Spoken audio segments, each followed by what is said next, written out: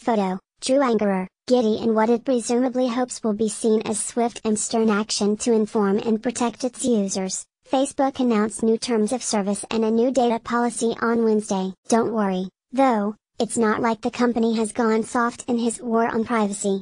It's just more explicitly copying to the stuff people are already mad about. The new terms and data policy came with a stiffly worded blog post from Facebook Chief Privacy Officer Ryan Nagan and Deputy General Counsel Ashley Berenguer. "We're making our terms and data policy clearer, without new rights to use your data on Facebook," reads the headline. If the bullet notes they provide about the additions are accurate, Facebook hasn't so much radically changed its policies as much it has clarified exactly how much of your digital life it lords over and why that's okay. Tellingly, the announcement post repeatedly emphasizes how the new documents better explain, spell out or make clear Facebook's various old practices. Take Facebook's habit of collecting phone and text message history, for example. While Facebook says it has added more specific information about the feature, which is an opt-in experience for Facebook Lite and Messenger, the social network is not going to stop doing it. Just last week, Facebook defended the practice in the face of a public outcry,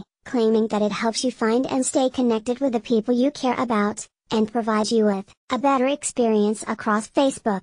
That sounds similar to what Mark Zuckerberg said back 2007. When Facebook became a platform that let developers build custom apps and collect Facebook user data. We all know from the Cambridge Analytica scandal that sparked the most recent Facebook crisis that there were some serious side effects to that strategy. Speaking of Cambridge Analytica and third-party developers, Facebook is still going to let them collect and store user data, but there are rules. Basically, developers can track people around the web and save information about who they are and what they're doing, but they need the user's permission to do so. For example, developers can collect Facebook account information, name, email, gender, birthday, current city, and profile picture URL and then store it, even if they stop using the Facebook platform. But they need the user's permission, as we know from the Cambridge Analytica debacle. However, plenty of Facebook users give unknown developers permission to do all kinds of crazy things without realizing the implications. So Facebook's data policy still allows a tremendous amount of tracking. Just look at this snippet from the top of the Facebook platform policy, which contains 23 different features and is just one part of the much larger data policy. It says that developers must obtain adequate consent from people before using any Facebook technology that allows us to collect and process data about them,